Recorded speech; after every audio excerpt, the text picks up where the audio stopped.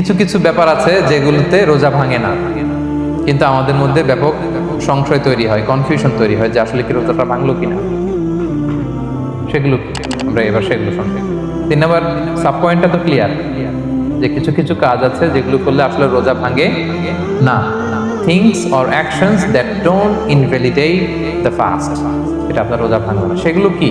এক নাম্বার হচ্ছে ভুল করে যদি কেউ খায়, যেটা আমাদের আগের পয়েন্টে আমি ক্লিয়ার করে দিয়েছি, অথবা জোর করে যদি কাউকে খাওয়ানো হয় তার রোজা ভাঙবে না, এটা আপনারা ইতিমধ্যে জেনেছেন। একটা হাদিস শুনে সহিহ বুখারী, রাসূল সাল্লাল্লাহু আলাইহি ওয়াসাল্লাম বলেছেন, মান নাসিয়া ওয়া হুয়া সাইম ফাআকালা আও শারিবা, রোজা অবস্থায় কেউ যদি ভুল করে খেয়ে ফেলে, ফালিউতিম্মা সাওমা, সেজন্য তার রোজা পূর্ণ করে। তার রোজা ভেঙে গেছে মনে করে সেজন্য খাওয়া শুরু না করে, সেজন্য রোজা পূর্ণ করে। কারণ ফাইন্নামা আতআমাহুল্লাহু ওয়া সাখা, কারণ আল্লাহই তাকে খাইয়েছে, আল্লাহই তাকে পান করিয়েছে। কিন্তু ভুল করে খেয়ে ফেলছে, এটা আপনার হাতে ছিল না। তাহলে ভুল করে খেলে তার রোজা ভাঙবে না, কাজা কাফারা কিছুই লাগবে না, জাস্ট ইউ কন্টিনিউ ইউ সিয়াম। ওকে। 2 নাম্বার হচ্ছে, এটা বিবাহিতদের জন্য, যেহেতু most of the audience are 18+, কোনো অসুবিধা নাই। আর ইসলামে কথাগুলো আসলে বাঁচতে হলে জানতে হবে।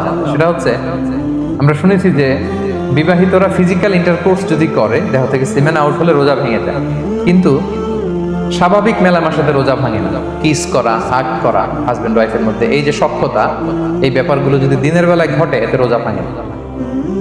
ব্যাপারটা বুঝতে পেরেছেন না সবাই? দলিল শোনেন। আমাদের আয়েশা রাদিয়াল্লাহু তাআলা আনহা বলেন, কানা নবী সাল্লাল্লাহু আলাইহি ওয়াসাল্লাম ইয়াকাব্বিলু ওয়া হুয়া সাইম, রমাদানের রোজা অবস্থায় তিনি আমাদেরকে কিস করতেন, ওয়া ইউবাশিরু, আমাদেরকে হাগ করতেন, ওয়া হুয়া সাইম, রোজা অবস্থায়। এতে রোজার কোনো সমস্যা হতো না। তবে এটা রিকমেন্ডেড না, স্বামী স্ত্রীর একান্ত মেলামেশা দিনের বেলা রিকমেন্ডেড না, কারণ এটা থেকে সে সেক্সুয়ালি এক্সাইটমেন্টের দিকে চলে যেতে পারে।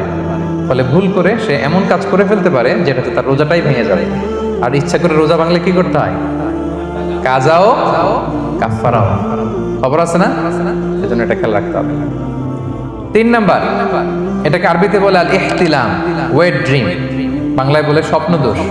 ঘুমের মধ্যে এমন কিছু দেখলেন, ফলে আপনার সিমেন আউট হলো, আপনার রোজা ভাঙবে না। কারণ এটা কি ইচ্ছা করে করছেন আপনি? এটা কার হাতে? আল্লাহর হাতে। এতে রোজা ভাঙে না। শুধু আপনি ঘুম থেকে উঠে ফরজ গোসলটা করে নিলেই হবে। প্রিয় ভাইরা, মুসলিম কমিউনিটির ভাইরা, কথা কি বুঝতে পারতেছেন? আচ্ছা। 4 নাম্বার হচ্ছে ব্লাড টেস্ট। অনেকে বলে যে হুজুর ব্লাড টেস্ট করা যাবে কিনা রমাদানে? ব্লাড টেস্ট করা যাবে। ব্লাড টেস্ট করলে রোজা ভাঙে না। এটা খুবই জরুরি একটা মাসালা, প্রায় আমাদের লাগে। 1-2 সিরিঞ্জ ব্লাড নিলে ভাঙে না। তবে যদি অনেক বেশি অ্যামাউন্টের ব্লাড নেয়, এতে যদি আপনি ক্লান্ত হয়ে পড়েন, সেক্ষেত্রে আপনি রোজা ভাঙতে পারবেন, পরে কাজা করলে হবে। 5 নাম্বার হচ্ছে অনিচ্ছাকৃত বমি। এটা আমি আগেও ক্লিয়ার করেছি যে ইচ্ছাকৃত বমি করলে রোজা ভাঙে, কিন্তু অনিচ্ছাকৃত যদি বমি চলে আসছে, ভমিটিং হচ্ছে, আমার রোজা ভাঙবে না। 6 নাম্বারে নোজ ব্লিডিং, নাক দিয়ে অনেকে রক্ত পড়ে না, নাক দিয়ে রক্ত ঝরলে মানুষের রোজা ভাঙে, আনলেস যদি অনেক বেশি অ্যামাউন্টের হয়, আপনি ক্লান্ত হয়ে পড়েন, তখন তো আপনি রোজা ভাঙতে পারবেন। 7 নাম্বার, রোজা রেখে দাঁত ফেলতে পারবো কিনা? জি, রোজা রেখে আপনি আপনার দাঁতকে রিমুভ করতে পারবেন, খুব বেশি যাতে রক্ত বের না হয় সেটা আপনি খেয়াল রাখবেন। দাঁত ফেললে যে রক্ত বেরোয়, এতে রোজা ভাঙে না। 8 নাম্বার পয়েন্টটা খুবই গুরুত্বপূর্ণ, এটা খেয়াল করে শুনতে হবে। কান দুইটা খরগোশের কানের মতো খাড়া করে শুনেন, খুব মনোযোগ দিন। 8 নাম্বারটা হচ্ছে ইনজেকশন।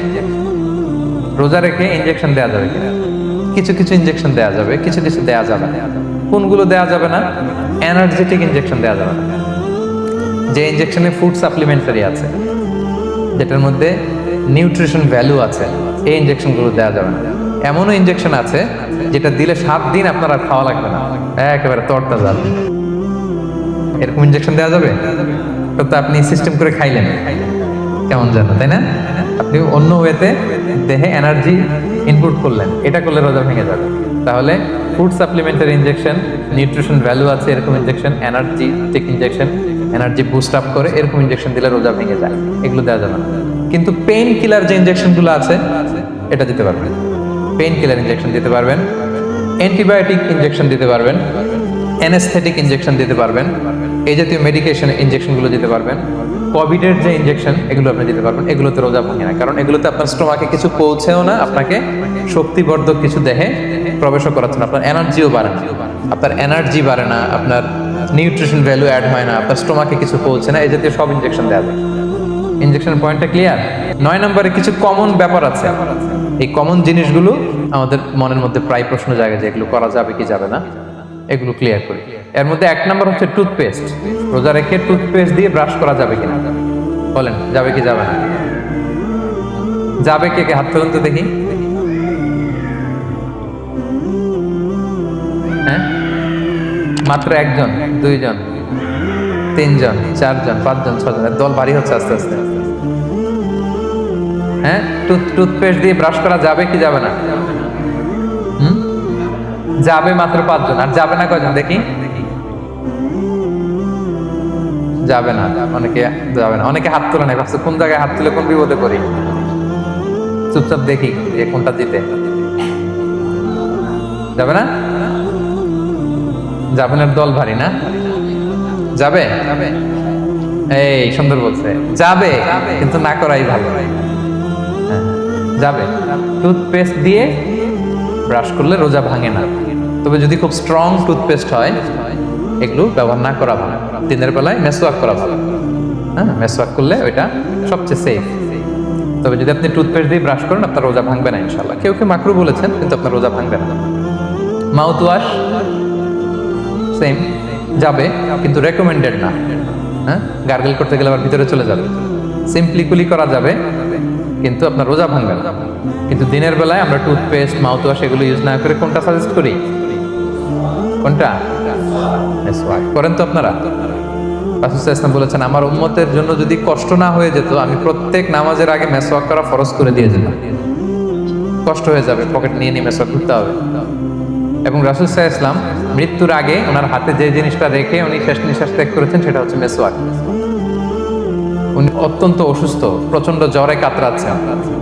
তখন দেখলেন যে ওনার শ্যালক আব্দুর রহমান রাদিয়াল্লাহু তাআলা আনহু উনি মেসওয়াক করতেছেন, তো উনি ফেল করে তাকায় আছেন, বলতে পারতেছেন না আমাকে। তাও আম্মা জান আয়েশা বুঝতে পারলেন যে রাসূল মনে হয় চাচ্ছেন।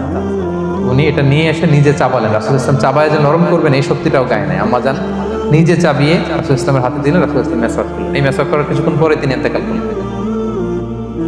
আরবাউন মিন সুনানিল মুরসালিন, 4টা সুন্নাত, এটা সব নবীদের মধ্যে ছিল। এর মধ্যে একটা হচ্ছে আসওয়াক, মেসওয়াক। মেসওয়াক করবেন তো আপনারা? আচ্ছা। এরপর রোজা রেখে আতর দেয়া যাবে, কোনো সমস্যা নেই। পারফিউম দেয়া যাবে, সমস্যা নেই। আই ড্রপ দেয়া যাবে, চোখে ড্রপ দেয়া যাবে, আইলাইনার দেয়া যাবে, কাজল দেয়া যাবে, এগুলোতে রোজা ভাঙে না। এরপরে ডায়াবেটিক পেশেন্ট যারা আছে তারা ইনসুলিন দিতে পারবেন, এত রোজা ভাঙে না। এটা আমাদের লাগে না, আমাদের অনেক মুরব্বীদের দিতে হয়, আমাদের আব্বা আম্মাদের। তো এটা আপনারা জেনে গেলেন, ইনসুলিন দিলে রোজা ভাঙে না। এরপরে 10 নম্বর খুব মজার একটা পয়েন্ট, খাবারের যদি লবণ চেক করা হয় এতে রোজা ভাঙে না। তবে ঘরে আপনারা এটা ট্রাই করবেন না, এটা রেকমেন্ডেড না। এটা কখন রেকমেন্ডেড? এটা বড় শেফদের জন্য। লেটস সে রমাদানে 1000 লোকের বিরিয়ানি করা হবে, আল্লাহর বান্দারা রোজাদাররা খাবে, এটা লবণ বেশি হলে খাইতে পারবে? পারবেন। এজন্য যিনি শেফ, প্রধান বাবুর্চি, উনি লবণটা ট্রাই করতে পারবেন, করেই সাথে সাথে কুলি করে ফেলবেন, ভিতরে তো কিছু গেল না, এতে রোজা ভাঙে না। তাই বলে প্রতিদিন ঘরের রান্নাতে আবার এটা করতে যায় না। ঘরে 2 জন, আপনি আপনার হাজব্যান্ড ওয়াইফ টোনাটুনি একটা হইলেই হইলো, কি বলে? লবণ বেশি হবে কম হবে। কিন্তু বড় প্রোগ্রাম, অনেক রোজাদাররা একসাথে ইফতারি করবে, এটা তো লবণাক্ত হইলে খাওয়া যাবে না। তো সেক্ষেত্রে শেফ যদি জাস্ট জিব্বা দিয়ে লবণটা একটু ট্রাই করে নেয় যে অ্যাড করতে হবে না, ঠিক আছে, সাথে সাথে কুলি করে ফেলে, রোজা ভাঙবে না। দলিল কি? দলিল হচ্ছে কাঁচা ডালের মেসওয়াক। রাসূল সাল্লাল্লাহু আলাইহি ওয়াসাল্লাম কাঁচা ডালের জাইতুনের মেসওয়াক দিয়ে তিনি সেওয়াক দিয়ে মেসওয়াক দিতেন। তো কাঁচা জাইতুনের আপনারা মেসওয়াক করছেন? এটা কিন্তু অনেক লবণাক্ত, সল্টি, এটার মধ্যে একটা ঝাঁঝালো ভাব আছে। তো এটা আপনার জিহ্বায় লাগলে কি রোজা ভেঙে যায়? এবং আপনি যদি সমুদ্র অঞ্চলে সফর করেন, সমুদ্রে লেটস সে 1 মাসের, আমাদের এই যে বাংলাদেশে তো এখন এই কি বলে প্রায় 7 লক্ষ টাকা করে দিছে আমাদের হাজিদের জন্য, হজ করতে হলে প্রায় 7 লক্ষ টাকা লাগবে। তো এরকম ঘোষণাও দেখলাম যে নেক্সট ইয়ার থেকে সমুদ্র পথে যাওয়া যাবে কম খরচে। তো কেউ যদি এমন হয় সমুদ্রের সফরে দীর্ঘ সময়, আপনি অজু করবেন কি দিয়ে? সাগরের পানি দিয়ে। তো সাগরের পানি কেমন? সাগরের পানি দিয়ে আপনার কুলি করতে হবে না, মাছ মজা করবেন না। তো আপনার কি রমজানে যদি কুলি করেন আপনার রোজা ভেঙে যাবে? ভাঙবে না। এ থেকে স্কলাররা দলিল নিয়েছেন যে এরকম জরুরি প্রয়োজন হলে আপনি খাবারের স্বাদটা লবণটা দেখতে পারবেন, সাথে সাথে কুলি করে ফেলবেন, এতে আপনার রোজা ভাঙবে না ইনশাআল্লাহ বিইذনিল্লাহ। অনেকে প্রশ্ন করে এনজিওগ্রাম করা যাবে কিনা। এনজিওগ্রাম এগুলো করা যায়, এই যে হার্টের পেশেন্টদের জন্য এখান থেকে একটা এই ক্যাথেটার ঢুকায়, যদি এটার মধ্যে ওষুধ লাগানো থাকে তো এটা হার্টের দিকে যায়, এটা স্টোমাকে যায় না, এগুলো করা যাবে। তাহলে এই বিষয়গুলো অলমোস্ট মুত্তাফাক আলাই, মানে সর্বসম্মতিক্রমে এতে আপনার রোজা ভাঙবে না ইনশাআল্লাহ বিইذনিল্লাহ।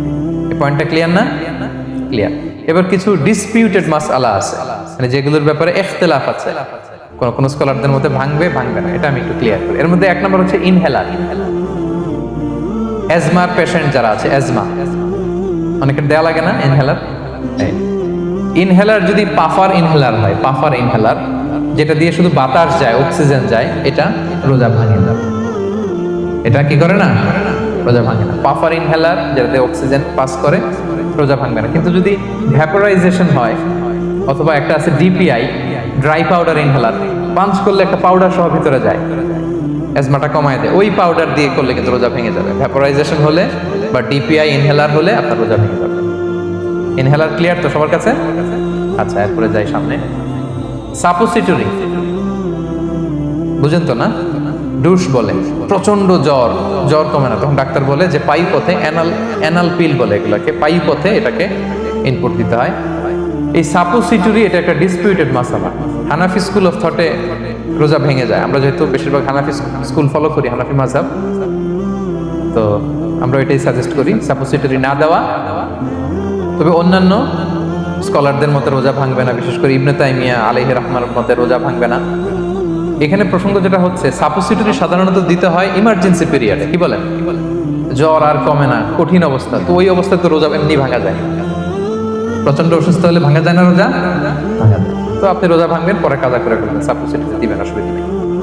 আচ্ছা, এয়ার ড্রপ, কানের যে ড্রপ আছে, এটার মডার্ন স্কলারদের মতে, যে ফিক একাডেমিগুলো আছে, এদের মতে রোজা ভাঙবে না, কিন্তু হানাফি স্কলারদের মতে রোজা ভেঙে যাবে। তো আমরা সাজেস্ট করি এটা আপনি না দেন, আগে পরে দেন। 3 নাম্বার, হার্টের পেশেন্টদের একটা ওষুধ দিতে হয়, এটাকে নাইট্রোগ্লিসারিন ট্যাবলেট বলে, জিহ্বার নিচে দেওয়ার সাথে সাথে বডি এটা অ্যাবজর্ব করে ফেলে, ওষুধটা আর থাকে না জিহ্বার নিচে। জিহ্বার নিচে এটাকে প্লেস করলে সাথে সাথে এটা বডি অ্যাবজর্ব করে, এখানে আবার পাম্প শুরু হয়ে যায়। তো হার্ট অ্যাটাক করলে এটা দেয়।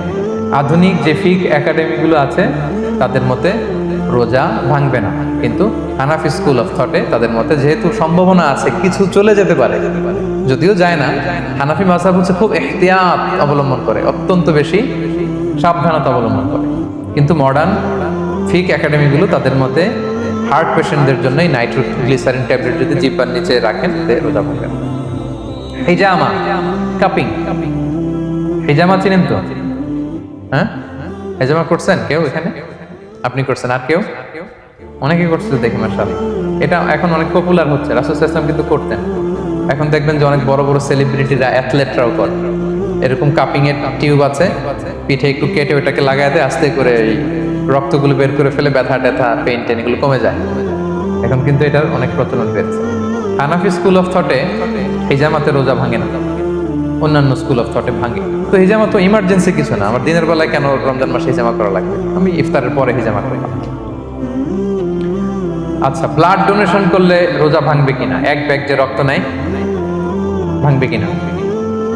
হাম্বালি মাযহাব অনুযায়ী ভেঙে যায়, হানাফি মাযহাব অনুযায়ী ভাঙে না। আমরা হানাফি স্কুল ফলো করি, সো আপনি ব্লাড ডোনেট করতে পারবেন, ভাঙবে না। তবে অনেক ব্লাড ডোনেট করার কারণে যদি আপনি অসুস্থ হয়ে যান, দুর্বল, ওই অসুস্থতার কারণে আপনি ভাঙতে পারবেন। তবে এটা রেকমেন্ডেড, যদি ব্লাডের কারণে মুমূর্ষু রোগীর জীবন যায় অবস্থা, তখন অবশ্যই আপনি ব্লাড ডোনেশন করবেন, যাতে করে একজন মুমূর্ষু রোগী জীবন